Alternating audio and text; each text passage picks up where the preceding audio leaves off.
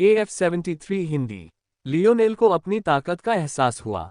उसकी बंद पलकों के नीचे उसकी आंखों में तरह तरह के रंग झिलमिला रहे थे और उसके बाल भी एक रहस्यमयी रोशनी में नाचने लगे थे।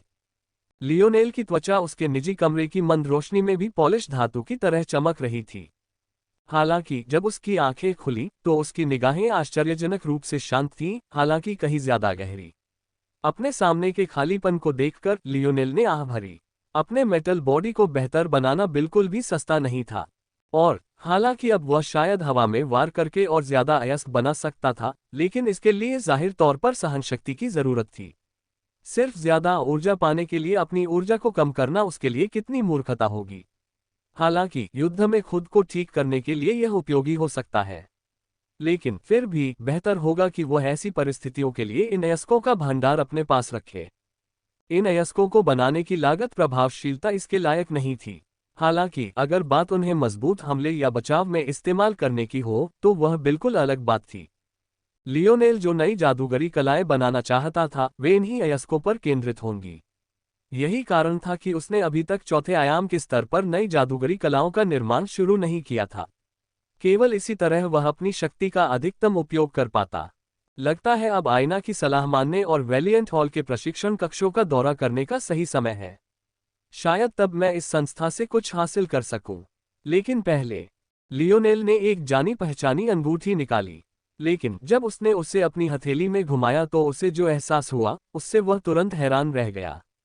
यह अलग लगता है। लियोनेल को पूरा यकीन था कि यह अंगूठी बिल्कुल नहीं बदली है।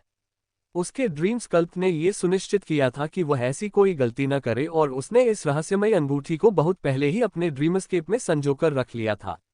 तो यह बदलाव निश्चित रूप से अंगूठी में बदलाव के कारण नहीं बल्कि लियोनेल में बदलाव के कारण था।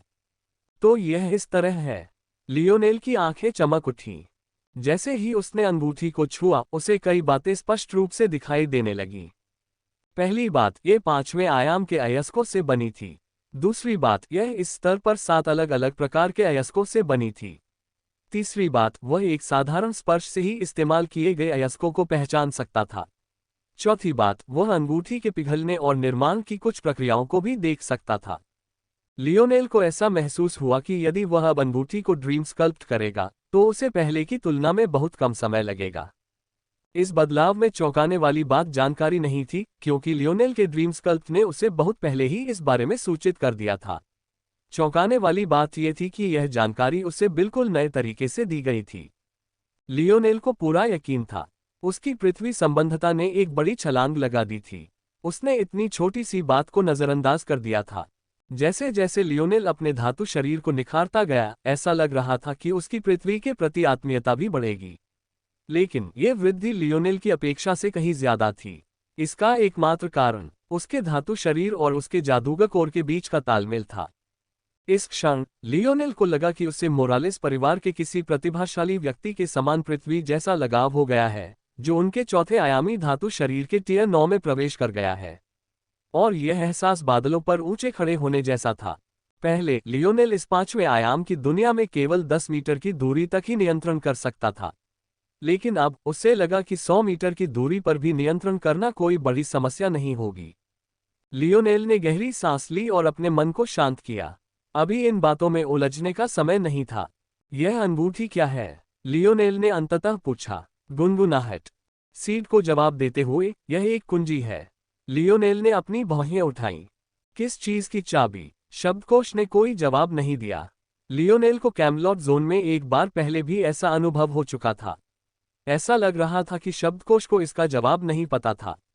हालांकि शब्दकोश किसी तरह ओरिक्स और उनके हाइपर एवोल्यूशन के बारे में जानता था, लेकिन इस बारे में नहीं। लियोनेल को ज्यादा हैरानी नहीं हुई। लियोनेल की समझ से शब्दकोश को डेटाबेस जैसी कोई जानकारी नहीं थी। दरअसल लियोनेल को पूरा यकीन था कि शब्दकोश में सिर्फ उसके पिता द्वारा छोड़े गए संदेश और उसकी पाठ योजनाएं ही डेटा थीं। इसके अलावा शब्दकोश को जो कुछ भी जानता था वह अनुमान और स्कैन पर आधारित था। यदि ये किसी चीज को समझने के लिए उसे स्कैन नहीं कर सकता तो इसका कोई उत्तर नहीं होगा। लियोनेल इस निष्कर्ष पर पहुंचकर काफी आश्चर्यचकित हुए, क्योंकि इसका मतलब था कि उनके पिता एक ऐसा उपकरण बनाने में कामयाब रहे जो उनकी क्षमता से भी बेहतर था। अपना सिर हिलाते हुए लियोनेल ने खुद को याद किया। ये उत्कीर्णन कहाँ से हैं? गुनगुनाहट। उत्कीर्णन एक ऐसी भाषा से है जो अभी तक विकसित नहीं हुई है। लियोनेल की पुतलियां सिकुड़ गईं। उसी क्षण उसे सब समझ आ गया। क्या कोई ऐसी भाषा है जो अभी तक विकसित नहीं हुई है? इसका मतलब था कि यह भाषा पहले से मौजूद थी, लेकिन इसमें अंगूठी पर अंकित उत्कीर्णन जैसी बोलियां या विचित्रताएं नहीं थीं। रिंग ने यह निष्कर्ष निकाला कि इन उत्कीर्णनों से काफी मिलती जुलती एक भाषा जरूर है, लेकिन इतनी नहीं कि उन्हें एक ही कहा जा सके। लगभग अंग्रेजी और पुरानी अंग्रेजी के बीच तुलना जैसा। इसका केवल एक ही अर्थ हो सकता है, यह अंगूठी भविष्य से थी। लियोनेल द्वारा एकमात्र तार्किक निष्कर्ष को मूर्त रूप देना बिल्कुल हास्यास्पद लग रहा था। लेकिन अक्सर ऐसा होता है कि जिन बातों को कम बुद्धिमान लोग स्वीकार नहीं कर पाते, उन्हें बुद्धिमान लोग आसानी से स्वीकार कर लेते हैं। इस अवधारणा को स्वीकार करना कितना भी मुश्किल क्यों न हो, इससे कोई फर्क नहीं पड़ता था। बस इतना मायने रखता था कि यही एकमात्र तार्किक निष्कर्ष था। अगर यह सच था तो लियोनेल को इस बात से कोई फर्क नहीं पड़ता था कि शब्दकोश उसे ये भी बता दे कि यह अंगूठी उसके बेटे की है। वह इसे स्वीकार कर लेता था। उन्हें इस बात पर ध्यान केंद्रित करने की जरूरत नहीं थी कि निष्कर्ष कितना हास्यास्पद है, बल्कि इस बात पर कि उसे कैसे तर्कसंगत बनाया जाए। यही बात आम लोगों को विशेषज्ञों से अलग करती थी, और इसके लिए लियोनेल के पास पहले से ही एक जवाब था। दरअसल उन्होंने लगभग तुरंत ही इस बारे में सोच लिया था, जिससे मूल आधार को स्वीकार करना कहीं ज्यादा आसान हो गया। यह अंगूठी, यह एक वेरिएंट जोन से थी। बस यही सवाल बाकी था कि क्या यह अंगूठी वेलिएंट हॉट वेरिएंट जोन की है या किसी और की। और आखिर सीनियर लू को ये कैसे मिल गई? लियोनेल के पास अपने सवाल का कोई जवाब नहीं था, और हैरानी की बात नहीं कि शब्दकोश के पास भी नहीं था। लेकिन लियोनेल को कोई आपत्ति नहीं थी। अगर यह चक्कर किसी अनसुलझे रास्ते पर भी ले जाता तो भी वह इसे स्वीकार कर सकता था। लियोनेल जानता था कि वेरिएंट जोन तभी प्रकट होते हैं जब कोई दुनिया पतन के कगार पर होती है। कायला के अनुसार वेलिएंट हॉट ने मोरालेस परिवार के वारिस युद्धों में भाग लेकर अर्जित खजाने का उपयोग इस जोन को बनाए रखने और उससे लगातार लाभ उठाने के लिए किया। इन तथ्यों के अलावा बाकी सब कुछ इतना परिवर्तनशील था कि कोई निष्कर्ष निकालना मुश्किल था। इसलिए लियोनेल ने उन बातों पर अपनी बुद्धि बर्बाद नहीं की जिनके बारे में उसे पता था कि उसके पास किसी तार्किक निष्कर्ष पर पहुंचने के लिए पर्याप्त ज्ञान नहीं है। इसके बजाय लियोनेल खड़ा हुआ और वेलिएंट हॉल की ओर जाने लगा। अल्पविराम। नमस्ते, मैं आपके पास उपलब्ध प्रशिक्षण कक्षों पर एक नज़र डालना चाहता हूं। लियोनेल जल्द ही खुद को एक बार फिर वेलिएंट हॉल की दूसरी मंजिल पर पाया। दरअसल उसने कुछ ब्लैक बेल्ट वालों को अपनी परीक्षा देने की तैयारी करते भी देखा, और जिस रिसेप्शनिस्ट से उसने बात की थी वह वही बेजान आंखों वाला आदमी था जिसका स्वभाव जरा भी नहीं बदला था। बिना एक शब्द कहे उस आदमी ने लियोनेल की ओर एक पुस्तिका बढ़ा दी। एक त्वरित नज़र से लियोनेल को एहसास हुआ कि वेलिएंट हॉल के प्रशिक्षण कक्ष उन कमरों से अलग थे जो आपको हीरो पीक पर मिल सकते हैं। विशिष्ट कमरों के बजाय वेलिएंट हॉल में प्रशिक्षण कक्षों को ग्रेड में विभाजित किया गया था। ग्रेड कमरे के भीतर सेटिंग की तीव्रता या अधिक सटीक रूप से उस सीमा को निर्धारित करते थे जिसके भीतर सेटिंग्स का उपयोग किया जा सकता था। हालांकि वेलिएंट हॉल कम विशिष्ट था और इस्तेमाल करने में ज्यादा महंगा भी था, फिर भी सुविधा के मामले में इसकी भरपाई हो गई। मौजूदा लियोनेल के लिए वे वाकई एकदम सही थे। तो फिर मैं एस ग्रेड प्रशिक्षण कक्ष ले लूंगा, लियोनेल ने निर्णय लिया। इससे नीचे 3 ग्रेड थे, और दुर्भाग्य से इससे ऊपर के सभी ग्रेड के लिए वरिष्ठ या समकक्ष दर्जा जरूरी है। तो लियोनेल यही सबसे अच्छा कर सकता था। रिसेप्शनिस्ट ने लियोनेल की तरफ देखा। कीमतें बहुत विस्तृत थीं, इसलिए उसे यकीन नहीं हुआ कि लियोनेल ने उन्हें नहीं देखा। एक दिन के लिए 1000 मेरिट पॉइंट्स लगते थे, और वह भी तभी जब आप कमरे के सबसे आसान काम जैसे वेट ट्रेनिंग या टारगेट प्रैक्टिस का इस्तेमाल करते। अगर आप इससे ज्यादा कुछ और खास इस्तेमाल करने की सोच रहे होते तो पॉइंट्स तेजी से बढ़ते जाते। फिर भी लियोनेल ने कोई हिचकिचाहट नहीं दिखाई। ऐसा लग रहा था कि यह बेजान सा दिखने वाला रिसेप्शनिस्ट बिल्कुल एकांत प्रिय था। अब तक बहुत कम लोग ऐसे थे जिन्हें लियोनेल की दौलत के बारे में पता न हो। ये लगभग हास्यास्पद था कि वह हैरान था। अल्पविराम। लियोनेल ने एक विशाल कमरे के बिल्कुल बीच में खड़े होकर गहरी सांस ली। एस ग्रेड प्रशिक्षण कक्ष लगभग परीक्षा कक्ष जैसा ही लग रहा था। ये भी बड़े बड़े मीटर लंबे और चौड़े टाइलों से बना था, जिनमें से प्रत्येक सफेद और काले रंग के बीच एकदम सही जगह पर था। और संयोग से यह एक पूर्ण घन के आकार का भी था। सौंदर्य की दृष्टि से एकमात्र अंतर ये था कि एस ग्रेड प्रशिक्षण कक्ष 100 घन मीटर बड़ा था, जबकि परीक्षा कक्ष केवल 20 घन मीटर का था। लियोनेल ने आदेश देने के लिए हाथ आगे बढ़ाया। बिना ज्यादा देर किए एक नियंत्रण कक्ष उसके सामने प्रकट हुआ, जिसने उसकी आंखों को मोहित कर देने वाली रोशनी से भर दिया। उसे एक बार फिर यकीन हो गया कि फोर्स क्राफ्टिंग का ये स्तर वेलिएंट हॉट से परे था। लेकिन अब जब उससे पता था कि ये चीजें वेरिएंट जोन से आती हैं, तो ये सब स्वीकार करना आसान हो गया। सबसे पहले मुझे अपने शरीर की लचीलेपन पर काम करना होगा। देखते हैं। लियोनेल ने बहुत पहले ही ये तय कर लिया था। धातु शरीर होना बहुत अच्छी बात थी, लेकिन ओरिक्स से मुठभेड़ के दौरान उसने महसूस किया था कि उसके शरीर की हरकतें अकड़ रही थीं। यदि चीजें इसी तरह जारी रहीं, तो उसके वंशकारक एक दूसरे की प्रशंसा करने के बजाय एक दूसरे को बाधित करने लगेंगे। उनके स्ट्रोई स्टार आउल वंश के कारण उन्हें जबरदस्त गति मिलनी चाहिए थी। लेकिन अगर उनके जोड़ी गति को सीमित करने वाले कारक बन गए, तो इससे उन्हें क्या फायदा होगा? अच्छी खबर यह थी कि इसका कोई न कोई हल जरूर होगा। मोरालेस कबीले का धातु शरीर, एक ऐसा वंश कारक जिस पर वे आयामी पद्य के शिखर तक पहुंचने के लिए निर्भर थे, में इतनी बड़ी कमजोरी नहीं होगी। कम से कम इतनी जल्दी तो नहीं। हालांकि बुरी खबर यह थी कि लियोनेल के पिता ने उसे फोर्स क्राफ्टिंग के संबंध में सभी आवश्यक तकनीकें छोड़ दी थीं, लेकिन जब वास्तविक युद्ध की बात आई तो उन्होंने अपने बेटे को पूरी तरह से त्याग दिया। लियोनेल कल्पना कर सकता था कि उसके पिता ब्रह्मांड में कहीं दूर मेज पर पैर रखे, चेहरे पर मुस्कान लिए अपने इकलौते बेटे को संघर्ष करते हुए देख रहे हैं। उसके पिता ने ऐसा क्यों किया, लियोनेल को कुछ समझ नहीं आया। लेकिन अगर उसके पिता किसी चीज में अच्छे थे, तो वो थे मनमाने ढंग से खींची गई सीमाओं के प्रति जिद्दी होना। अगर वो ऐसे न होते, तो शायद लियोनेल को पूरी जिंदगी ये सोचते हुए नहीं गुजारनी पड़ती कि उसकी मां ने उन्हें छोड़ दिया है। हालांकि लियोनेल की किस्मत अभी भी थोड़ी बाकी थी। कम से कम इस बार शब्दकोश ने उसे अधर में नहीं छोड़ा। अपने शरीर की अकड़न से निपटने के लिए उसे पहले से ही तैयारी करनी पड़ी। धातु शरीर में किसी भी सफलता के तुरंत बाद उसने जो धातु सार ग्रहण किया था, वह बहुत ही लचीली अवस्था में आ जाता। ऐसे में यह एक अधिक लचीले शरीर की नींव रखने का सबसे अच्छा समय था। शुक्र है कि लियोनेल को ये बात पहले ही समझ आ गई, अन्यथा आगे चलकर उसे बड़ी समस्याओं का सामना करना पड़ सकता था। और अधिक समय बर्बाद न करते हुए लियोनेल ने तकनीक लाइब्रेरी खोली। वेलिएंट हॉल में ट्रेनिंग रूम इस्तेमाल करने का ये दूसरा फायदा था। वेलिएंट हॉल के सदस्यों को सभी चोटियों की तकनीकों तक पहुंच थी, बशर्ते वे इसके लिए मेरिट पॉइंट से भुगतान करें। हालांकि यहाँ की कीमत लियोनेल के हर एक चोटी पर जाने की तुलना में ज्यादा थी। ये सुविधा एक बार फिर बेजोड़ थी। लियोनेल को जल्द ही वो मिल गया जिसकी उसे तलाश थी, और कुछ ही देर बाद उसने शब्दकोश की मदद से तय किया कि सबसे अच्छा विकल्प क्या है। हालांकि जब उसे एहसास हुआ कि वो क्या है, तो उसका चेहरा घूम गया। वह सचमुच आंसू बहाना चाहता था, लेकिन उसके पास बहाने के लिए कुछ भी नहीं था। उसका हाथ स्क्रीन के ऊपर हिल रहा था।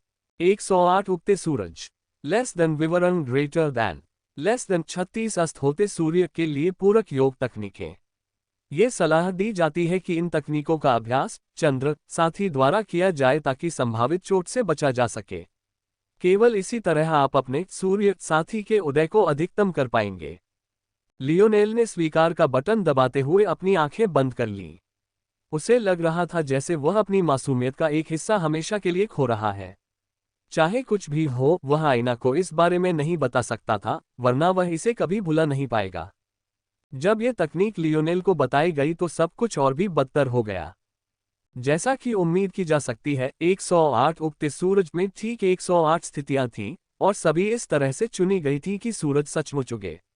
इन सब में समस्या ये थी कि लियोनेल को ही इन सभी को पूरा करना था।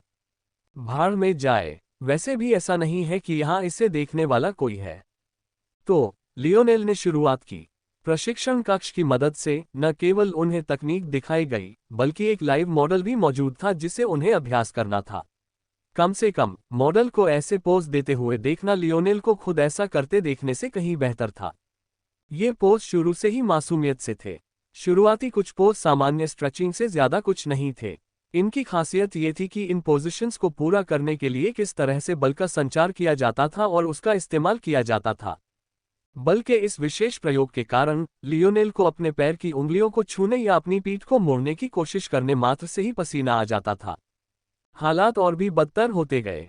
अंत में लियोनेल एक प्रेटजेल में सिमट गया था, उसकी गांड हवा में ऊंची उठी हुई थी और उसका चेहरा पूरी तरह लाल हो गया था, पसीने से पूरी तरह भीग गया था।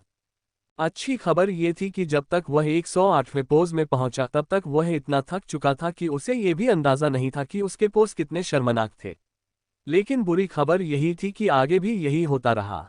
अगर कोई उसे इस हालत में देखता तो उसे जान से मार देना पड़ता। लियोनेल स्टारफिश की मुद्रा में गिर पड़ा, उसके फेफड़े हाँफ रहे थे। उसने सोचा भी कैसे था कि सेक्स के लिए बनाया गया व्यायाम इतना कष्टदायक होगा।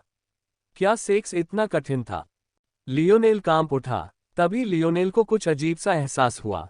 उसने नीचे देखा तो एक क्षण बिल्कुल सावधान की मुद्रा में खड़ी थी। उद्धरण अल्पविराम उद्धरण। अरे, ऐसा लग रहा था कि बल प्रयोग इतना भी मासूम नहीं था। ये घटिया व्यायाम उसे इस तरह उत्तेजित करने के लिए ही तो किया गया था। लियोनेल ने छत की तरफ देखा, उसका लिंग धड़क रहा था और आईना कहीं नजर नहीं आ रही थी। तभी उसे एहसास हुआ कि शब्दकोश के अनुसार उसे मनचाहे परिणाम पाने के लिए कम से कम 1 महीने तक दिन में 2 बार ऐसा करना होगा। वास्तव में जब तक वह चौथे आयाम में रहेगा उसे इस व्यवस्था को बनाए रखना होगा, क्योंकि उसे 5वें आयाम के लिए भी कोई दूसरा तरीका ढूंढना होगा। क्या यही उनका मतलब था कि पूर्ण शक्ति पूर्ण रूप से भ्रष्ट करती है? हालांकि मैं अभी तक पूर्ण शक्ति तक नहीं पहुंचा हूं। अल्पविराम। कई दर्जन मिनट बाद लियोनेल की कमर आखिरकार अपनी आग शांत करने में कामयाब रही। बेशक एक कठोर और ठंडे पानी से नहाने से इसमें काफी मदद मिली। खुशकिस्मती से इस ट्रेनिंग रूम में भी यह सुविधा उपलब्ध थी। लियोनेल ने भोजन का ऑर्डर दिया और प्रशिक्षण पर वापस लौटने से पहले उसे लगभग पूरा खा लिया। अब चूंकि लचीलेपन की यह बकवास समाप्त हो चुकी है, इसलिए हम उन बातों पर ध्यान केंद्रित कर सकते हैं जो वास्तव में महत्वपूर्ण है। लियोनेल इसके लिए काफी उत्साहित था।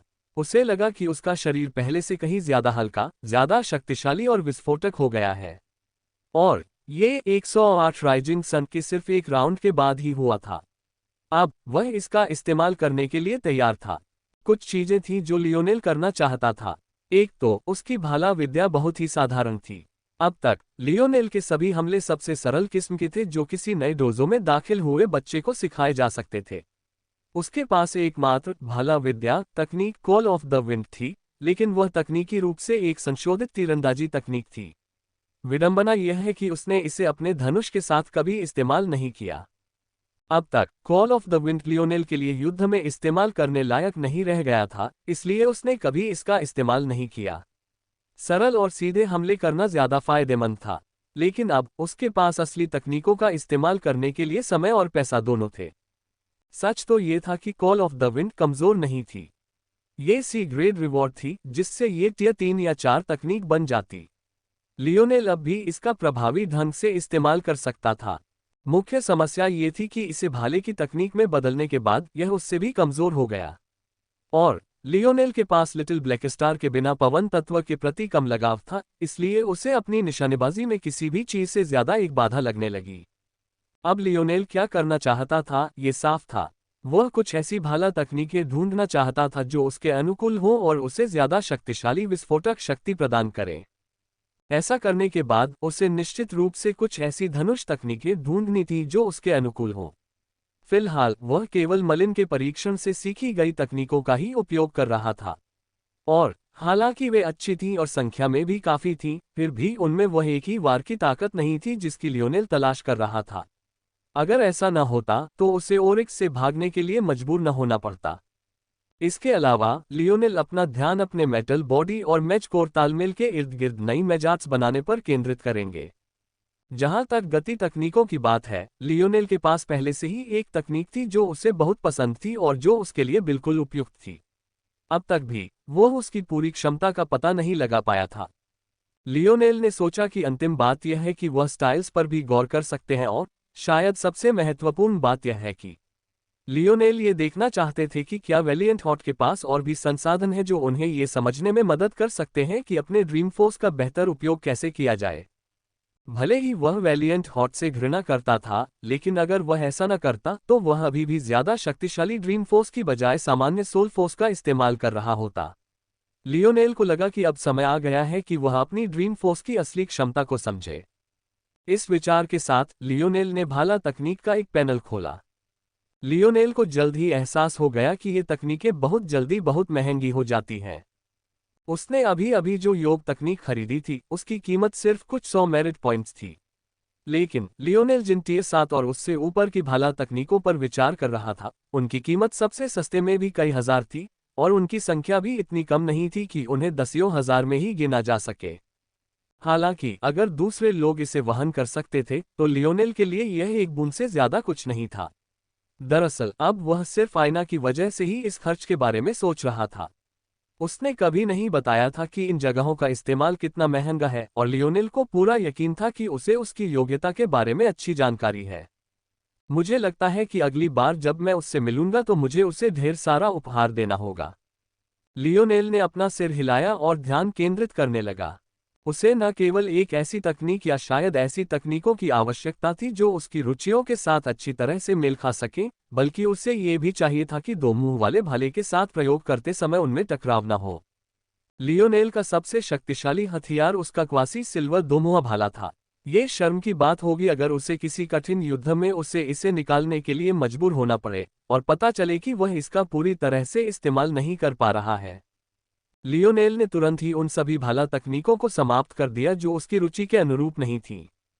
इसके बाद लियोनेल ने जो देखा उससे पता चला कि अग्नि तत्व से लगाव रखने वालों के लिए भाले की कई तकनीकें इस्तेमाल की जा सकती थीं। लगभग बहुत ज्यादा। इसके विपरीत केवल कुछ ही ऐसे थे जिनका उपयोग उनके प्रकाश तत्वीय संबंधों के साथ किया जा सकता था, और केवल 3 ही ऐसे थे जिनका मूल तारा तत्वीय संबंध था। ये बात तो समझ में आती है। आखिरकार आत्मीयता जितनी दुर्लभ होगी उसके लिए तकनीक ढूंढने की संभावना उतनी ही कम होगी, खासकर जब आप किसी विशिष्ट हथियार के इस्तेमाल की तलाश में हो। इतना ही नहीं, वे कई गुना ज्यादा महंगे भी हो गए। हालांकि अजीब बात यह थी कि लियोनेल को एक भी पृथ्वी तत्व तकनीक नहीं मिली। इसे और समझने के लिए उसे एक अंतरिक्ष तत्व भाला तकनीक जरूर मिल गई। क्या भाले को ध्यान में रखते हुए पृथ्वी तत्व तकनीक बनाना कठिन है? जिज्ञासावश लियोनेल ने वैलिएंट हॉट की सभी अर्थ एलिमेंटल तकनीकों की जांच की और पाया कि ये तकनीकें सिर्फ भाले के लिए ही नहीं बल्कि सामान्य हथियारों के लिए भी दुर्लभ थीं। ऐसा लग रहा था कि अगर कोई हथियार शामिल हो तो अर्थ एलिमेंटल तकनीकों को युद्ध तकनीकों में बदलना मुश्किल था। अच्छा ऐसा है। लियोनेल ने मन ही मन इस बात को नोट कर लिया और आगे बढ़ गया। पृथ्वी तत्व शुरू से ही अपनी आक्रमण क्षमता के लिए जाना नहीं जाता था, इसलिए लियोनेल ने कभी सोचा भी नहीं था कि पृथ्वी तत्व को ध्यान में रखकर कोई तकनीक चुनी जाएगी। जैसे ही उसकी नज़र स्पेस एलिमेंटल भाला तकनीक पर पड़ी, उसे पता चल गया कि उसे यह हासिल करना ही होगा। हालांकि इसकी कीमत 90,000 मेरिट पॉइंट्स थी, जो उसके लिए भी कम नहीं थी, फिर भी इससे कोई फर्क नहीं पड़ा। लियोनेल जानता था कि यह उसके दो तरफा भाले के लिए एकदम सही तकनीक है। अगर इसे अपने दिव्य कवच के साथ इस्तेमाल किया जाए तो वह सचमुच अजेय हो सकता है, खासकर युद्ध के मैदान में। बिना किसी हिचकिचाहट के लियोनेल ने इसे छीन लिया और वैनिशिंग ब्लेड को अपने शस्त्रागार में शामिल कर लिया। फिर उन्होंने अपना ध्यान प्रकाश, अग्नि और तारा तत्व तकनीकों की ओर लगाया। प्रकाश से उसने 30,000 योग्यता अंकों वाली एक तकनीक चुनी जिसे हार्मोनिक स्पीयर कहा जाता है। अग्नि से उसने 17,000 योग्यता अंकों वाली दो तकनीकों को चुना जिन्हें इन्फेनल साइक्लोन और मेटेओरिक इम्पैक्ट कहा जाता है। स्टार एलिमेंटल तकनीकों के संदर्भ में लियोनेल ने फैसला किया कि उपलब्ध तकनीकों में से कोई भी उनकी शैली के अनुकूल नहीं है। उनका मानना है कि मेटेओरिक इम्पैक्ट, इन्फेनल साइक्लोन, हार्मोनिक स्पीयर और वैनिशिंग ब्लेड ये सभी बहुत अच्छी तरह से तालमेल बिठाएंगे और युद्ध में बेदाग तरीके से काम करेंगे। हालांकि स्टार एलिमेंटल तकनीकें सभी भार और वजन पर केंद्रित थीं। लियोनेल की राय में स्टार एलिमेंट सिर्फ उसके वजन से कहीं ज्यादा था। हालांकि ये तकनीकें महंगी होने के बावजूद काफी अपरिष्कृत थीं। अगर लियोनेल को कभी स्टार एलिमेंटल भाला तकनीक चाहिए होती तो उसे या तो खुद एक बनानी पड़ती या फिर वैलिएंट हॉट से बेहतर भाला तकनीक वाले किसी संगठन में शामिल होना पड़ता। लियोनेल ने गहरी सांस ली। सोचते सोचते उसकी हथेलियों में एक खूबसूरत चांदी का भाला उभर आया। जैसे ही उसने ऐसा किया, ऐसा लगा जैसे वह लियोनेल के विरुद्ध लड़ना चाहता था, जिससे वह मुस्कुराने लगा। भाले के लिए तुम बहुत घमंडी हो, लेकिन तुम्हारा मेरे खिलाफ इस तरह लड़ना ही वो प्रशिक्षण है जिसकी मुझे अभी जरूरत है। लगे रहो। दोमुहा भाला 3 मीटर लंबा था, लियोनेल के आकार में बौना। हालांकि उस समय उसे नंगी आंखों से देखना नामुमकिन था, लियोनेल को छूते ही पता चल गया कि वह 3 हिस्सों में बंट सकता है। चलिए नींव से शुरू करते हैं। उल्कापिंड प्रभाव। लियोनेल ने एक हाथ से कांपते हुए चांदी के भाले को थामे जीवित मॉडल की हरकतों को गौर से देखा। मांसपेशियों का एक भी झटका या बल का एक भी बदलाव ऐसा नहीं था जो उसने नजरअंदाज किया हो। एक भी छोटी सी बात छोड़े बिना उसने उसे अपने सपनों की दुनिया में प्रतिबिंबित किया। लियोनेल ने अपने दिमाग को 30 हिस्सों में बांट दिया, क्योंकि हाल ही में उनकी हालत और भी बेहतर हुई थी। उन्होंने हर हिस्से को अपने शरीर के एक अहम हिस्से पर केंद्रित किया और उसे पूरी तरह से उस तकनीक को पूरी तरह से दोहराने पर केंद्रित किया। फिर अपनी अचूक याददाश्त का इस्तेमाल करते हुए उन्होंने उस एहसास को अपने अंदर उकेर लिया। उल्कापिंड प्रभाव को महारत के 4 चरणों में विभाजित किया गया था। पहला था बड़ी चट्टान चरण, दूसरा था छोटी चट्टान चरण, तीसरा था रेत चरण और अंतिम था राख चरण। इस तकनीक का उद्देश्य भाले की नोक पर विस्फोटक शक्ति केंद्रित करना था। इस अनोखे प्रवाह का अनुसरण करके और सही समय का उपयोग करके कोई भी व्यक्ति विनाशकारी क्षति पहुंचाने में सक्षम विस्फोटक हमला कर सकता था। लियोनेल के कुछ कहे बिना ही प्रशिक्षण कक्ष ने उसकी आवश्यकता को समझ लिया और कई बड़ी चट्टानों के आकार प्रकट कर दिए। एक धमाकेदार कदम के साथ लियोनेल आगे बढ़ा। उसका भाला किसी भेदी उल्का की तरह तेजी से आगे बढ़ रहा था। उसकी नोक पर आग की एक सीटी बजाती ढाल टिमटिमा रही थी। टकराना। भाले की नोक उसके सामने खड़ी विशाल चट्टान से टकराए। एक पल में चट्टान कांप उठी और अगले ही पल वह टूटकर बाहर छोटे छोटे टुकड़ों में बिखर गई। अपने पहले प्रयास में एक ऐसे भाले के साथ जो उसकी बात सुनना नहीं चाहता था, लियोनेल ने तुरंत लार्ज रॉक चरण को पार कर लिया और टियर 7 तकनीक में स्मॉल रॉक चरण में प्रवेश किया। सचमुच सुनना नहीं चाहते हैं ना? लियोनेल अपने हाथ में भाले को देखते हुए हंस पड़ा। अगर वेलिएंट हॉट के बुजुर्गों को पता चल जाए कि उसके पास ऐसा खजाना है, तो कौन जाने उनकी क्या प्रतिक्रिया होगी। उन्हें शायद हकीकत में इस बात से काफी संतुष्टि मिलेगी कि लियोनेल उसे अच्छी तरह नियंत्रित नहीं कर सकता। लियोनेल के अनुमान के अनुसार अगर उसका भाला उस पर वार न करता तो वह सबसे बुरी स्थिति में रेत के स्तर पर पहुंच जाता और चट्टान को धूल के महीन कणों में बदल देता। दुर्भाग्य से वह उस सीमा तक नहीं पहुंच पाया, लेकिन लियोनेल को इससे कोई दिक्कत नहीं थी। इन तकनीकों में महारत हासिल करना उसके लिए बहुत मुश्किल था। उसे ज्यादा कोशिश करने की जरूरत नहीं थी, बस जो कुछ उसने अपने सामने देखा था उसे हूबहू कॉपी करना था और अपनी क्षमता का इस्तेमाल करके उसे दोहराना था। अगर वह चाहता तो ऐश स्टेज तक पहुंचने में उसे 2 या 3 वार से ज्यादा समय नहीं लगता। अगर उसका भाला पलटवार न करता तो ये लगभग बहुत आसान होता। बेशक लियोनेल को इसके लिए इस प्रशिक्षण कक्ष का शुक्रिया अदा करना चाहिए। साथ ही उसे एक नई क्षमता का विचार भी सूझा। तभी उसने अचानक अपने मन को अपने शरीर के विभिन्न हिस्सों में बांटने का फैसला किया। बस ये सुनिश्चित करने की कोशिश कर रहा था कि तकनीक ठीक से काम कर रही है, लेकिन उसने इस तरह के पूर्ण नियंत्रण की उम्मीद नहीं की थी। उस पल लियोनेल को लगा कि अगर वह अपनी हृदय गति को नियंत्रित करना चाहे तो भी वह ऐसा कर सकता है। मैं इसे अपने दिमाग में हमेशा के लिए रखूंगा। मुझे यकीन है कि इसके कई संभावित अनुप्रयोग हैं। हालांकि लियोनेल ने यह बात लापरवाही से सोची, क्या होगा यदि एक दिन वह अपने दिमाग को खरबों तरीकों से विभाजित कर सके, जिससे वह अपने शरीर की हर कोशिका को ठीक से ट्यून कर सके। बेशक लियोनेल को तो ये भी नहीं पता था कि ऐसा कुछ संभव है भी या नहीं। वह अपने मन से चौथे आयाम के शिखर पर पहुंच चुका था और हालांकि वह इस पहलू में बिना किसी सफलता के भी धीरे धीरे मजबूत होता जा रहा था।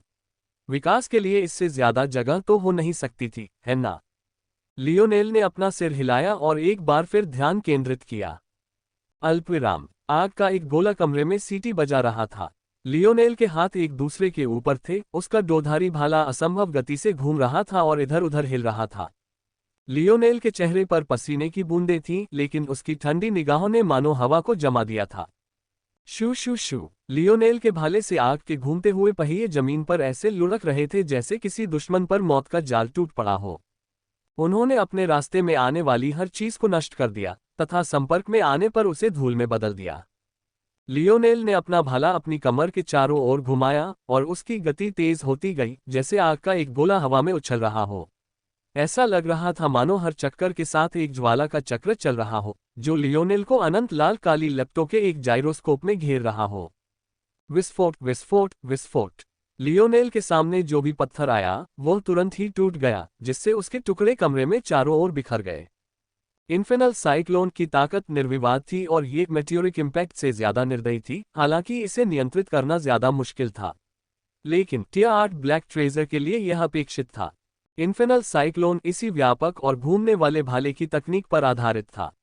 यह तब और भी शक्तिशाली हो गया जब इसमें एक की बजाय दो ब्लेड इस्तेमाल किए गए, जिससे यह और भी बेहतरीन हो गया। बेशक यह तब ज्यादा बेहतर था जब सामना करने के लिए कई दुश्मन थे, लेकिन यही कारण था कि लियोनेल ने इसे अपनी एकमात्र तकनीक के रूप में नहीं चुना था।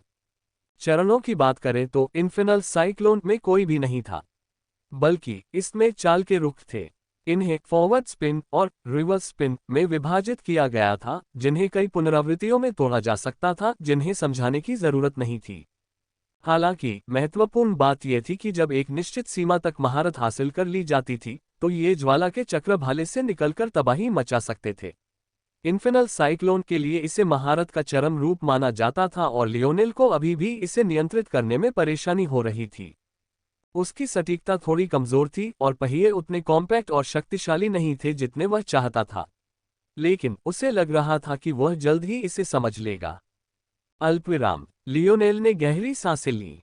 उसके चारों ओर एक तेज सुनहरी रोशनी गूंज रही थी, जिससे वह विशेष रूप से पवित्र लग रहा था और उसके बाल इधर उधर नाच रहे थे। लियोनेल ने अपना भाला आगे बढ़ाया। उसकी हरकतें बहुत धीमी लग रही थीं। फिर भी न जाने क्यों उसके भाले के पीछे कुछ प्रतिबिंब रह गए। ये प्रतिबिंब इतने स्पष्ट थे कि मानो वे असली ही हों। लियोनेल ने अपने पैर हिलाए, अपने भाले को पीछे की ओर घुमाया और उसके दूसरे ब्लेड का उपयोग करके आगे की ओर वार किया। एक के ऊपर एक रखी गई तस्वीरों से ऐसा प्रतीत होता है कि लियोनेल का ब्लेड वास्तविक लंबाई से दोगुना लंबा था। ये हार्मोनिक स्पीयर तकनीक थी। इसमें दो बातों पर जोर दिया गया, गति और चालाकी। ये प्रतिबिंब इतने स्पष्ट थे क्योंकि लियोनेल अपने भाले की सटीक छवियों को प्रतिबिंबित करने के लिए अपनी प्रकाश तत्व शक्ति का उपयोग कर रहा था। महारत के इस स्तर पर वे इतने स्पष्ट हो गए कि असली ब्लेड से लगभग अप्रभेद्य थे।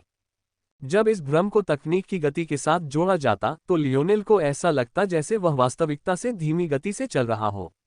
युद्ध में आंखों का ये जादू घातक साबित होता। हालांकि कोई यह सोच सकता है कि लियोनेल अभी भी उनसे 1 मीटर की दूरी पर था। टकराना। एक और चट्टान टूट गई, लेकिन इस बार नतीजा इतना विनाशकारी था कि धूल जल्दी नहीं जमी, बल्कि काली बर्फ के टुकड़े धीरे धीरे जमीन पर गिरते गए, जिससे ऐसा लग रहा था जैसे कोई भयानक शीतकालीन वंडरलैंड हो। लाइट एलिमेंटल फोर्स के साथ लियोनेल को लगा कि उसकी भाला विद्या सामान्य से 2 गुनी बल्कि 3 गुना ज्यादा तेज हो गई है।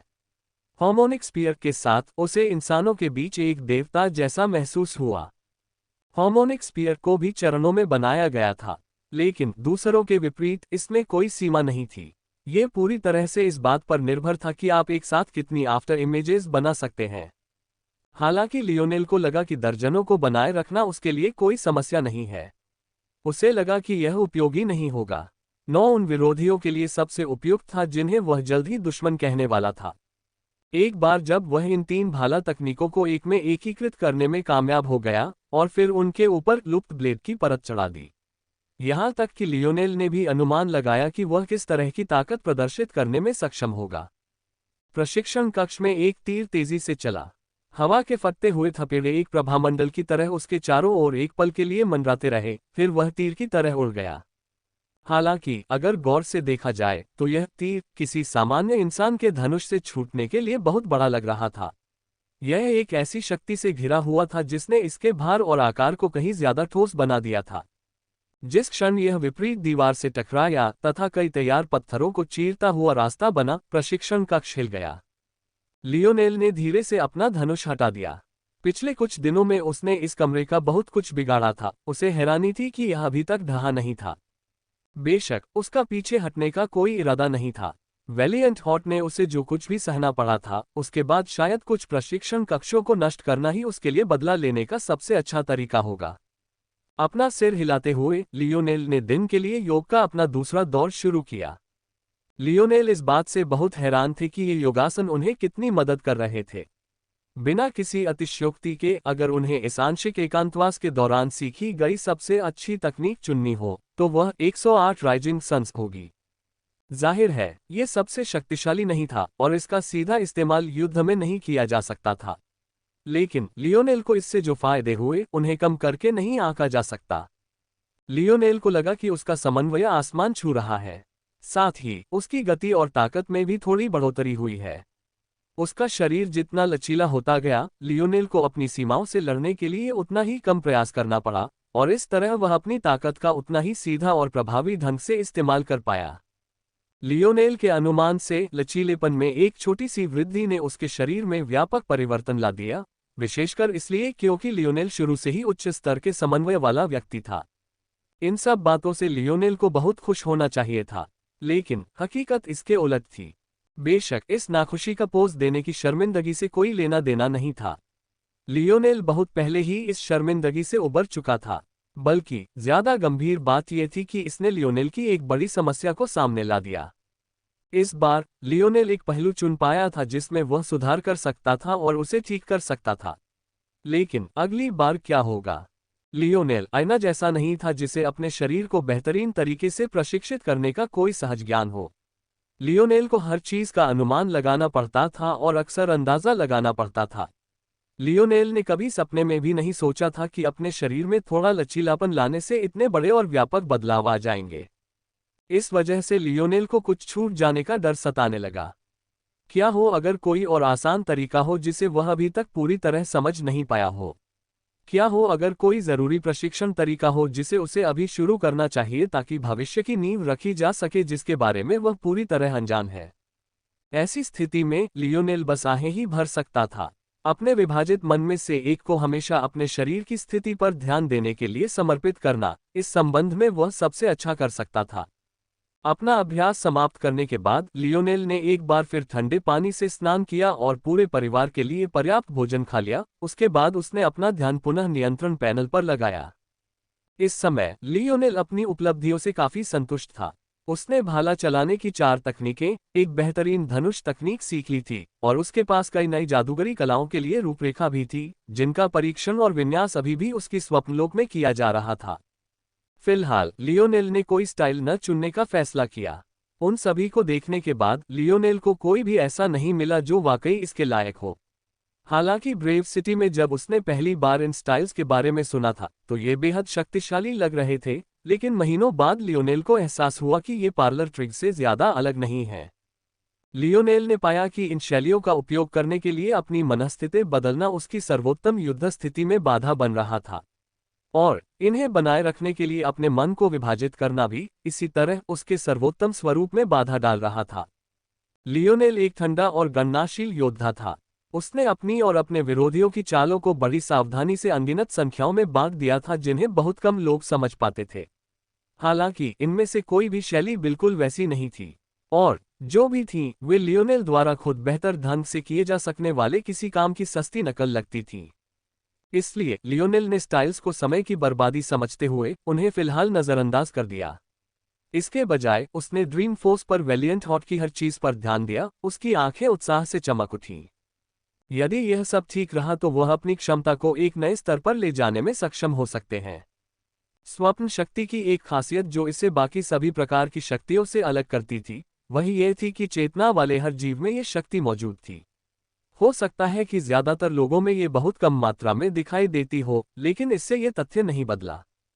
स्वप्न शक्ति से लगाव रखने वालों की खासियत ये थी कि वे इस अनोखी शक्ति का भरपूर इस्तेमाल कर पाते थे। इन व्यक्तियों को अति जागरूक माना जा सकता था। उनका दिमाग बाकी सभी लोगों से अलग स्तर पर काम करता था। जब लियोनेल ने दुनिया में गहराई से जाना शुरू किया तो उसने सचमुच कुछ नया सीखना शुरू किया। डायमेंशनल वर्ल्ड में क्षमताएं उतनी बेतरतीब नहीं थी जितनी लियोनेल ने कभी सोची थी।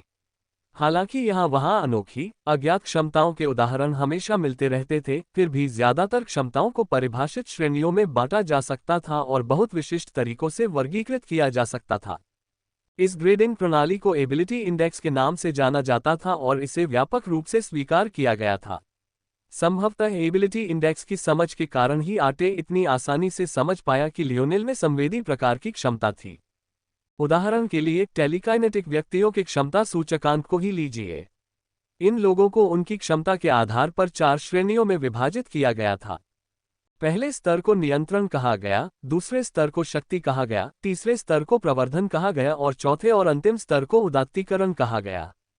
ऐसे अनगिनत व्यक्ति थे जो टेलीकाइनेटिक क्षमताओं के साथ पैदा हुए थे, लेकिन उनमें से अधिकांश सबसे कमजोर नियंत्रण श्रेणी में आते थे। जैसा कि कोई उम्मीद कर सकता है, फिर ड्रीम फोर्स से संबंधित क्षमताओं वाले लोगों की भी अपनी क्षमता सूचकांक थी और इसी तरह ताकत से अलग किया गया था। लियोनेल की आंखें चमक उठीं। इस तरह का व्यवस्थित वर्गीकरण ही वह चीज थी जिसकी उसे कमी महसूस हो रही थी। लियोनेल ने बहुत पहले ही आंकड़े पढ़ने की आदत छोड़ दी थी क्योंकि इससे अक्सर युद्ध के बीच में उसका ध्यान भटक जाता था। किसी व्यक्ति के वंश गुण या योग्यता को समझे बिना उसके आंकड़े पढ़ने जैसा कुछ करना उसे खुद ही नुकसान पहुंचाएगा। लेकिन ये योग्यता सूचकांक एक बिल्कुल अलग कहानी थी, अगर वह इसे समझ पाता। लियोनेल मुस्कुराया और उसने तय किया कि जब भी समय मिलेगा वह पूरा एबिलिटी इंडेक्स याद कर लेगा। लेकिन पहले उसे खुद पर ध्यान देना होगा। लियोनेल ने अपना ध्यान ड्रीम फोर्स की ओर लगाया। पहला स्तर उद्घाटन, दूसरा स्तर जागृति, तीसरा स्तर दृश्यावलोकन, चौथा स्तर नियंत्रण, पांचवा स्तर प्रकटीकरण। विशेष रूप से पांचवें स्तर पर लाल रेखा थी जिससे लियोनेल को आह भरनी पड़ी। इस क्षमता सूचकांक के अस्तित्व का कारण स्पष्ट था, लेकिन यह एक मार्गदर्शक भी था कि अपनी क्षमता कैसे सुधारे और किस मार्ग पर चले। कई मायनों में लियोनेल की इच्छा थी कि काश उसे इस क्षमता सूचकांक के बारे में बहुत पहले पता होता। समस्या ये थी कि किंवदंती के अनुसार इस लाल रेखांकन का अर्थ था कि इस विकास तक पहुंचना असंभव था जब तक कि कोई इसके साथ सीधे पैदा न हो। यह एक ऐसी क्षमता थी जो लगभग पूरी तरह से विद्वानों द्वारा ही जागृत की जाती थी, किसी और द्वारा नहीं। जाहिर है, लियोनेल इस पांचवें स्तर को छूने के करीब भी नहीं था और न ही कभी पहुंचेगा। हालांकि उसे एक विद्वान व्यक्ति याद था जिसने ठीक यही किया था। लियोनेल ने अपना सिर हिलाया। पहला स्तर ओपनिंग स्वप्न शक्ति का सूक्ष्म जागरण था। इससे व्यक्ति की सोचने की क्षमता में वृद्धि, स्मरण शक्ति में वृद्धि, तीव्र गति से सोचने की क्षमता और उच्च बुद्धि प्राप्त होती थी। इसे सबसे निचला स्तर माना जाता था। दूसरा स्तर, जिसे जागृति कहा जाता है, वह स्तर था जहां उपयोगकर्ता अपनी स्वप्न शक्ति के अस्तित्व के प्रति अधिक जागरूक होता था। इससे उसे पहले स्तर पर प्राप्त सभी चीजें प्राप्त करने की अनुमति मिलती थी, लेकिन साथ ही संवेदी अनुभूति भी बढ़ जाती थी। स्वप्न शक्ति को सक्रिय रूप से आत्मसात और उपयोग करने के लिए यह न्यूनतम आवश्यकता भी थी। तीसरा स्तर विजुअलाइजेशन, व्यक्ति को स्वप्न शक्ति का उपयोग करके अपने मन में वस्तुओं का पुनर्निर्माण करने और वास्तविकता का अनुकरण करने की अनुमति देता था। यहीं पर चेतना लगभग मूर्त और वास्तविक हो जाती थी, जिससे व्यक्ति विशद स्वप्नों को अत्यंत उच्च स्तर तक नियंत्रित कर सकता था। चौथा स्तर नियंत्रण इससे भी आगे जाता था।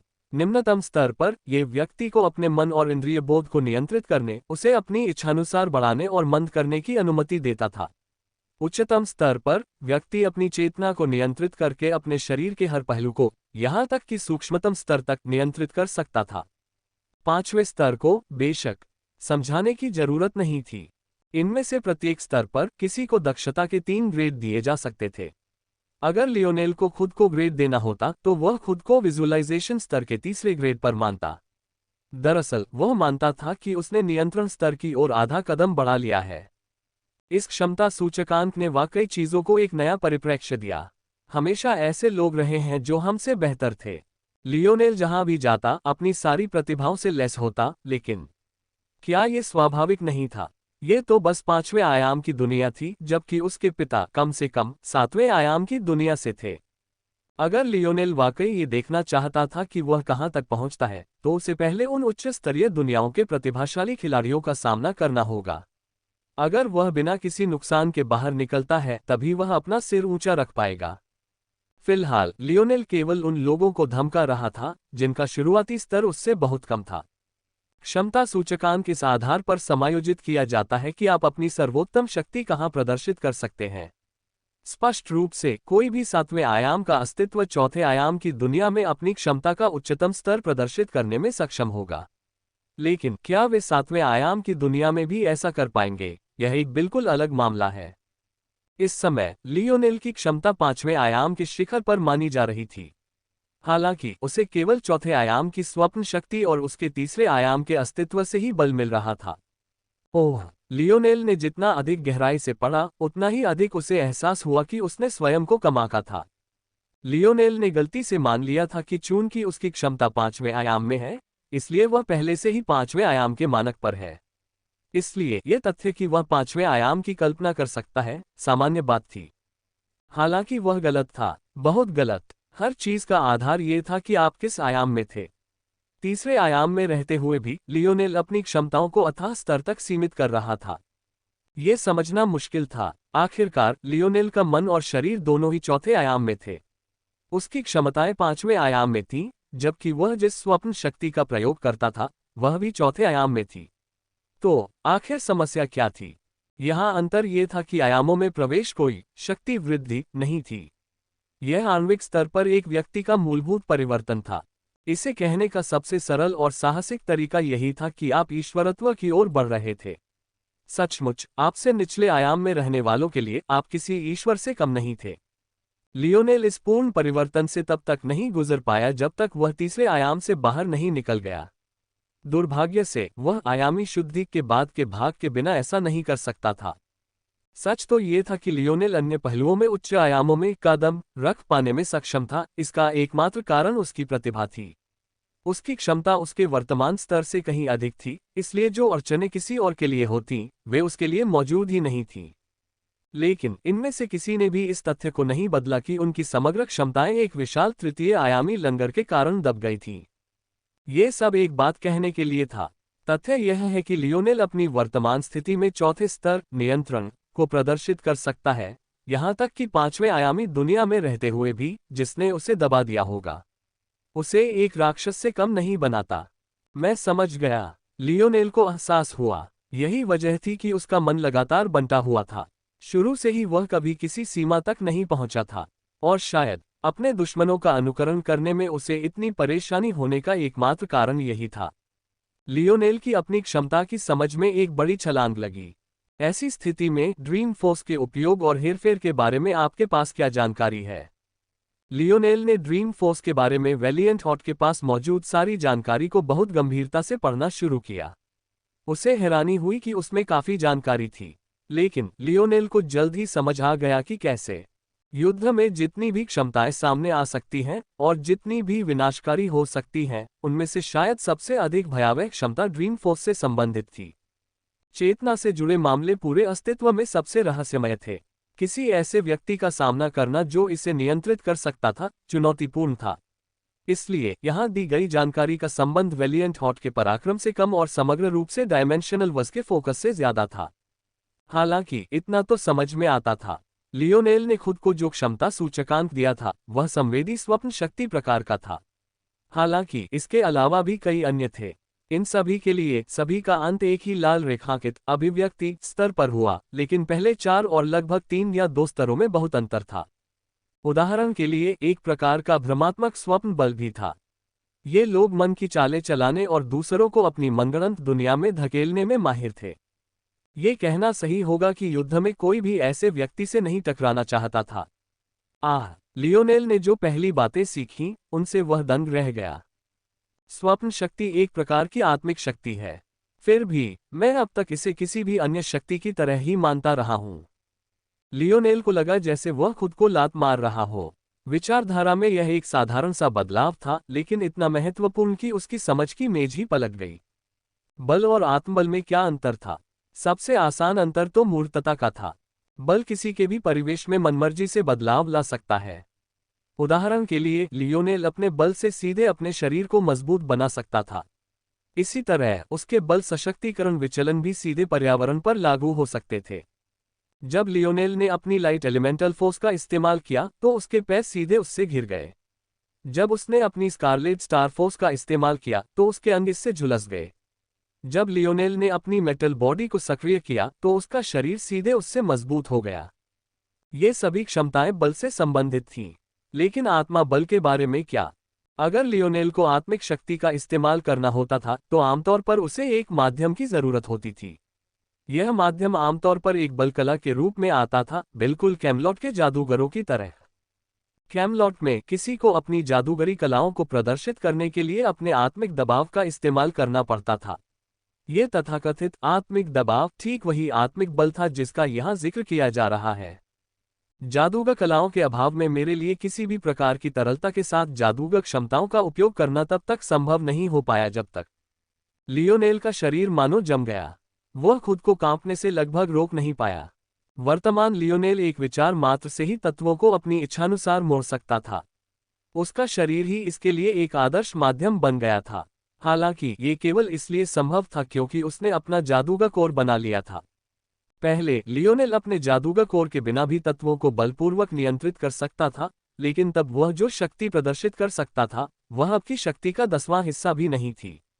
और तब भी उसका जादू तभी सबसे शक्तिशाली होता था जब वह जादूगर कोर के साथ जादूगर कला का प्रयोग करता था।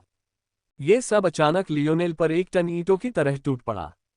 इस पूरे समय वह किसी भी अन्य शक्ति की तरह अपनी स्वप्न शक्ति का प्रयोग कर रहा था, लेकिन वह जो कर रहा था वह बिना जादूगरी कला और जादूगरी कोर के तत्वों में हेरफेर करने के बराबर था। लियोनेल को वास्तव में समझ नहीं आ रहा था कि वह अपनी मूर्खता के बारे में क्या कहे। वह न केवल अपनी स्वप्न शक्ति को कमजोर कर रहा था, बल्कि वह अपने जादू को भी कमजोर कर रहा था। इस समय लियोनेल के इथेरियल ग्लेबेला की दुनिया में 3 तारे घूम रहे थे। ये 3 तारे उसके लिए सामान्य शक्ति को लगातार शुद्ध कर रहे थे। हालांकि वे उसे स्वप्न शक्ति में नहीं, बल्कि सामान्य आत्मिक शक्ति में बदल रहे थे। लियोनेल अवचेतन रूप से इस आत्मिक शक्ति को 2 धाराओं में विभाजित कर रहा था। एक धारा उसके मंत्रों के जाप, उसके जादूगरी मूल को नियंत्रित करने और तत्वों को अपनी इच्छानुसार मोड़ने के लिए अक्षुण्ण बनी रही। दूसरा भाग उसके स्वप्नलोक में भेजा गया और फिर उसने स्वयं ही स्वप्न शक्ति में उत्प्रेरित कर दिया। इस पूरे समय वह स्वप्न शक्ति को किसी और तत्व की तरह ही मानता रहा था जिसे वह अपनी आत्मिक शक्ति से उत्पन्न कर सकता था। बेवकूफ, मैं पिताजी को इसके बारे में नहीं बता सकता, वरना मैं इसका अंत कभी नहीं सुन पाऊंगा। लियोनेल को ऐसा लग रहा था जैसे वह 1+1=2 का गणित में प्रमाण दे रहा हो, लेकिन उसने जो पहली पंक्ति शुरू की थी वह पहले से ही 1+1=2 थी। उसने ये सारे कठिन कदम उठाए, बस कुछ भी साबित करने के लिए नहीं। ये थोड़ा गुस्सा दिलाने वाला था। बिना किसी हिचकिचाहट के लियोनेल ने अचानक एक बड़ा कदम उठाया। उसने अपनी सारी स्वप्न शक्ति अपने 3 सितारों की ओर झोंक दी। टकराना। लियोनेल का दिमाग शून्य हो गया। ऐसा लगा जैसे उसके दिमाग में कोई विस्फोट हुआ हो जिसने उसकी चेतना को तार तार कर दिया हो। हालांकि अजीब बात यह थी कि उससे जरा भी दर्द महसूस नहीं हुआ। लियोनेल को 3 स्टार कॉन्स्टिट्यूशन की असली ताकत का एहसास बहुत देर बाद हुआ। हालांकि अब उसे पक्का पता चल गया था कि स्टार फोर्स न सिर्फ असाधारण रूप से भारी है, बल्कि अपने वजन का इस्तेमाल शुद्धिकरण के लिए भी बहुत अच्छी तरह से कर सकती है। इस पूरे समय में चुपचाप वातावरण की शक्ति को लियोनेल की आत्मिक शक्ति में बदलने के लिए मंथन करते हुए ये कभी नहीं रुका, ये कभी विचलित नहीं हुआ, ये कभी धीमा नहीं हुआ। हालांकि इस क्षण में अचानक स्वप्न शक्ति से भर जाने के कारण इसके मूल को तेजी से अस्तित्व में मौजूद आत्मा शक्ति के उच्चतम स्तर में उत्प्रेरित किया गया। यह अंततः विकसित हो गया। 3 सितारों का हल्का हीरा नीला रंग और भी उभर आया। उसके शुद्ध सफेद रंग को छीलकर एक दिल को झकझोर देने वाला नीला रंग उभर आया जो सबसे खूबसूरत क्रिस्टल की तरह चमक रहा था। लियोनेल के इथेरियल ग्लेबेला के चारों ओर छाई धुंध ने भी इस हल्के नीले रंग को प्राप्त कर लिया। इसने विशेष रूप से मैच कोर की जड़ों को ढांक लिया, जिससे उसका छोटा सा नवोदित रूप अचानक विकसित हो गया। 6 इंच से अधिक आकार से मैच कोर तेजी से बढ़ा और जल्द ही 2 मीटर से अधिक ऊंचाई तक पहुंच गया। इसकी पंखुड़ियां अशांति में धीरे धीरे हिल रही थीं, अब एक दूसरे से कई फीट चौड़ी हो गई थीं। लियोनेल की आंखें खुल गईं, उसका शरीर उसके नियंत्रण से बाहर उछल पड़ा। चकाचौंध कर देने वाली सुनहरी रोशनियों ने उसे पूरी तरह से घेर लिया, मानो प्रकाश तत्वीय शक्ति खुद को उसकी ओर बहने से रोक नहीं पा रही हो। टकराना। लियोनेल छत से टकरा गया, उसका चेहरा विकृत हो गया और उसकी नाक लगभग चपटी हो गई। ओह! पकड़ने के लिए कुछ न होने के कारण लियोनेल जमीन पर गिर पड़ा। उसने अपने पैरों पर उतरने के लिए पलटने की कोशिश की, लेकिन उसने जरूरत से ज्यादा पलटी मार दी, जिससे उसका शरीर 10 बार से अधिक घूम गया, जबकि उसने केवल एक बार ही ऐसा करने का लक्ष्य रखा था। ये कहना सही होगा कि उसने समय का पूरा ध्यान नहीं रखा, जिसके परिणामस्वरूप वह पहले मुंह के बल गिरा और उसका चेहरा एक बार फिर से चकनाचूर हो गया। क्या बकवास है। इस समय लियोनेल इतना डर गया था कि हिल भी नहीं पा रहा था, इसलिए वह तब तक स्थिर रहा जब तक उसे समझ नहीं आया कि क्या हुआ है। उसे कुछ पल लगे, लेकिन अपनी अचूक याददाश्त, जो और भी तेज हो गई थी, से सब कुछ समझने के बाद आखिरकार उसे सब कुछ समझ आ गया। चूंकि लियोनेल अभी भी तीसरे आयाम में था, इसलिए उसके शरीर की ताकत अभी भी कम थी, खासकर उन सफेद और नीले बेल्ट वालों की तुलना में जिनसे उसे लड़ना था।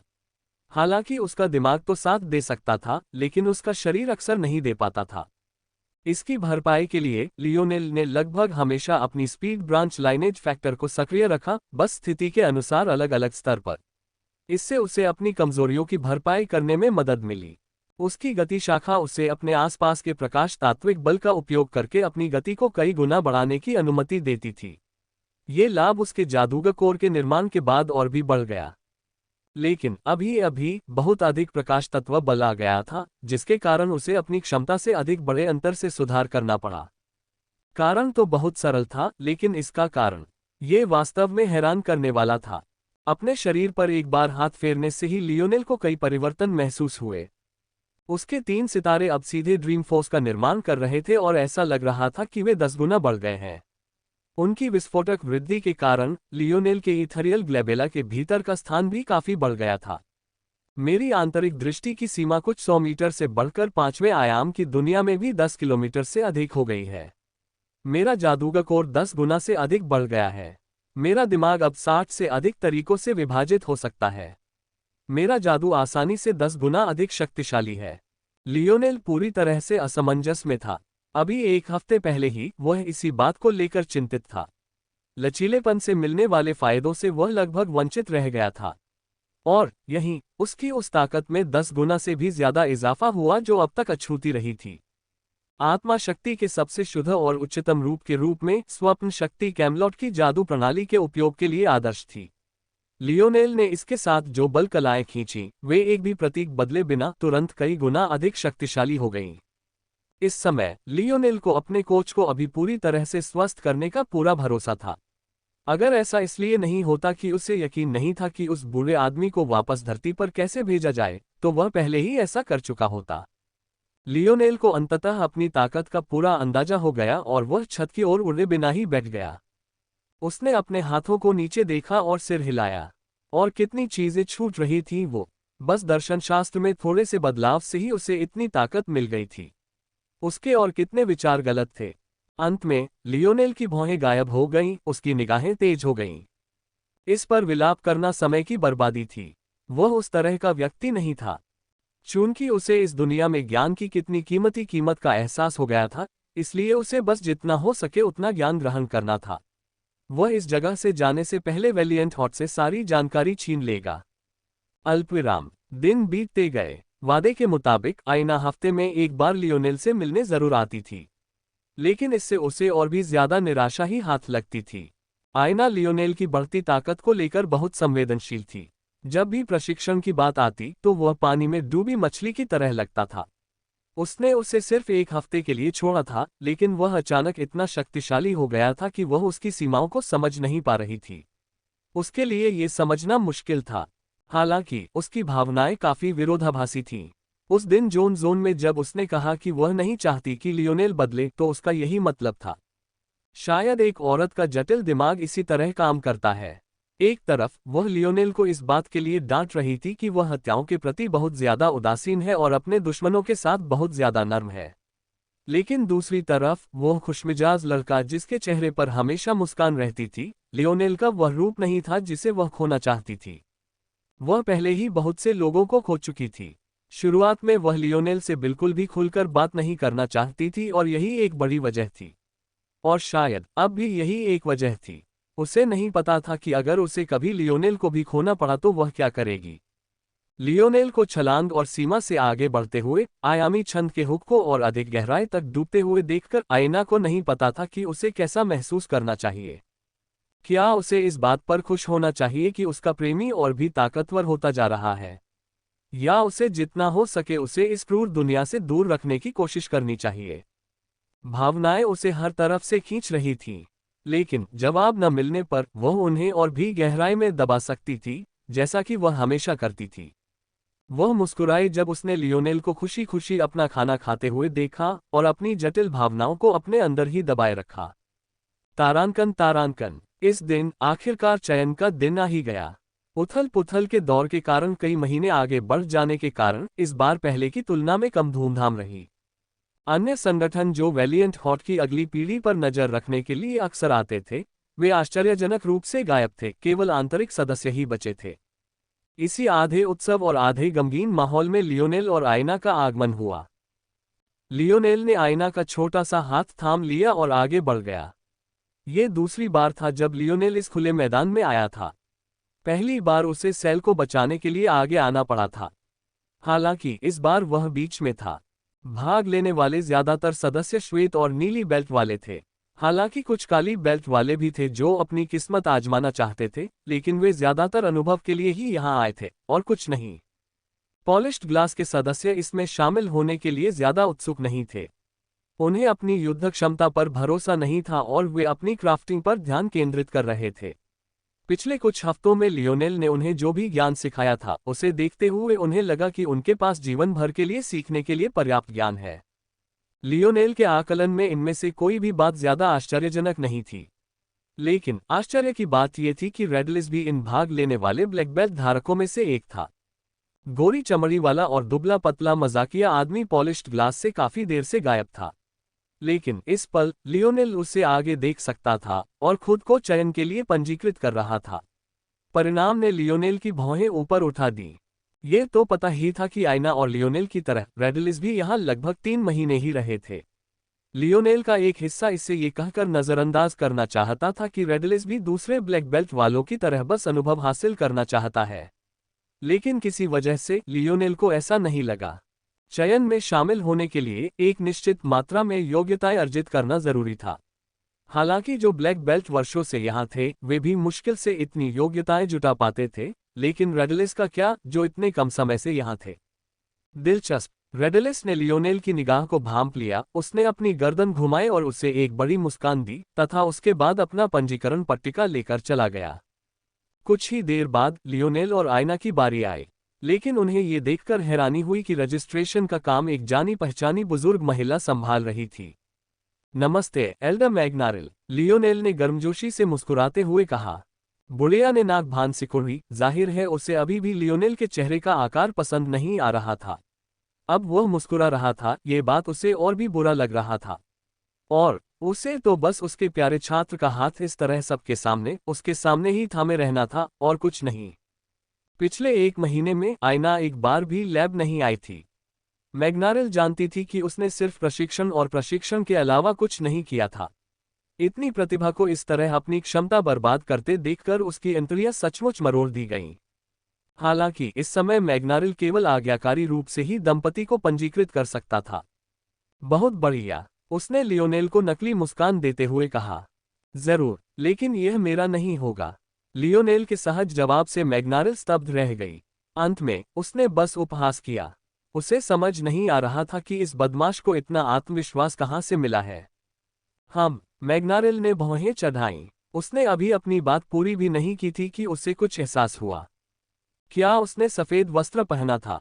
अल्पविराम। लियोनेल और आयना को प्रतियोगियों के बीच एक सीट मिल गई। विडंबना ये थी कि यह वही जगह थी जहां लियोनेल को पहले भी नए छात्र के रूप में बैठने के लिए मजबूर होना पड़ा था। हालांकि इस बार भूतल पर बैठे हुए उन्हें ऐसा महसूस हुआ जैसे उनकी दृष्टि कहीं अधिक व्यापक थी। क्या आप घबराए हुए हैं? लियोनेल ने पूछा। घबराई हुई हो? आयना इस सवाल से स्तब्ध रह गई। लियोनेल हंसा, ये देखकर कि वह कितनी हैरान थी। मुझे लगता है इसका जवाब नहीं है। आयना ने अपना सिर हिलाया, उसे एहसास हुआ कि लियोनेल उसे चिढ़ाने की कोशिश कर रहा था। क्या वो घबराई हुई थी? बिल्कुल नहीं। अगर कुछ था जो वो महसूस कर रही थी, तो वो ये उम्मीद थी कि ये लड़ाइयाँ इतनी आसान नहीं होंगी, वरना कोई मतलब नहीं रह जाएगा। दुर्भाग्यवश कई वरीयता प्राप्त प्रतिभागी ऐसे थे जिनकी प्रविष्टियां पहले ही तय हो चुकी थीं। शेष प्रतिभागी अनिवार्य रूप से शेष 4 स्थानों के लिए प्रतिस्पर्धा कर रहे थे। हालांकि लियोनेल शायद इस बात से सबसे ज्यादा निराश था। उसने एफेस्ट्स को सबक सिखाने के लिए काफी इंतजार किया था, लेकिन उसे पता चला कि एफेस्ट्स को तो इसमें शामिल होने की जरूरत ही नहीं थी। दरअसल आज तो शायद वह वहां मौजूद भी नहीं था। फिर भी इन वरीयता प्राप्त पदों पर हीरो पीक का एकाधिकार नहीं था। यहां तक कि वे भी ऐसा करके बच नहीं सकते थे। लियोनेल की समझ से 8 जगहें पहले ही ले ली गई थीं। 2 हीरो गुड के लिए, 2 बेयर रोज गुड के लिए, 2 सेवर्ड हॉट गुड के लिए। आखिरी 2 को विविध के रूप में सूचीबद्ध किया गया था, लेकिन ये देखते हुए कि उनमें से एक सेल था, लियोनेल ने मान लिया कि ये दोनों पूर्व वैलिएंट हॉल सदस्यों के लिए आरक्षित थे। उन दोनों की बेकार की बकबक की तुलना में बाकी लोगों के आसपास का माहौल काफी भारी था। समय बीतता गया जब तक कि अंतिम व्यक्ति का पंजीकरण नहीं हो गया और बुजुर्गों ने एक छोटी बैठक बुलाई। आखिरकार मैग्नारिल उसी मंच पर खड़े होकर समझाने के लिए आगे आई जहां से रेलियन ने वैलिएंट हॉट माउंटेन को उलट दिया था। हालांकि उन्होंने जो संदेश दिया वह सरल और कहीं कम विवादास्पद था। कम से कम शुरुआत में तो इस चयन के नियम सरल एवं सीधे होंगे। आज हम 4 युद्ध मंच खोलेंगे। चयन तब शुरू होगा जब सूरज आधिकारिक रूप से उगेगा और तब समाप्त होगा जब सूरज आधिकारिक रूप से डूबेगा। जो भी 4 अंत तक टिके रहेंगे उन्हें वैलिएंट हॉट जोन में प्रवेश करने के लिए शेष 4 स्थान दिए जाएंगे। प्रत्येक प्रतिभागी के सामने असीमित चुनौतियां होंगी। हालांकि इसके अपने नियम हैं। सबसे पहले, आप किसी प्लेटफॉर्म डिफेंडर को एक से अधिक बार चुनौती नहीं दे सकते जब तक कि वह डिफेंडर हारकर अपना स्थान पुनः प्राप्त न कर ले। केवल तभी आप उस व्यक्ति को दूसरी बार चुनौती दे सकते हैं। दूसरा, आप हर आधे घंटे में केवल एक बार ही चुनौती दे सकते हैं। तीसरा, डिफेंडर को प्रत्येक चुनौती के बीच 10 मिनट का आराम दिया जाता है। चौथा, जो डिफेंडर 3 बार बचाव करने में विफल रहा है उसे अब चुनौती देने की अनुमति नहीं दी जाएगी। अब चुनौतियों के नियमों को एक तरफ रखते हुए ये चयन अतीत से भिन्न होगा। वैलिएंट हॉट इस समय संघर्ष के बीच में है और हमें योद्धाओं की आवश्यकता है, कायरों की नहीं। अतीत में अपंग बनाने पर प्रतिबंध था, इसे हटा दिया गया है। हत्या पर प्रतिबंध था, इसे हटा दिया गया है। जो लोग शामिल होते हैं लेकिन कम से कम एक चुनौती देने या कम से कम एक बार मंच की रक्षा करने में विफल रहते हैं उन्हें वैलिएंट हॉट से निष्कासित कर दिया जाएगा। जो लोग पीछे हटना चाहते हैं वे अभी हट जाएं, अन्यथा बाद में परिणाम भुगतने होंगे। कई प्रतिभागियों के चेहरे पीले पड़ गए। आखिर क्या हो रहा था? चयन प्रक्रिया कब से ऐसी हो गई? इसमें कोई आश्चर्य की बात नहीं थी कि अपनी किस्मत आजमाने आए कई ब्लैक बेल्ट प्रतिभागी तुरंत उठकर चले गए।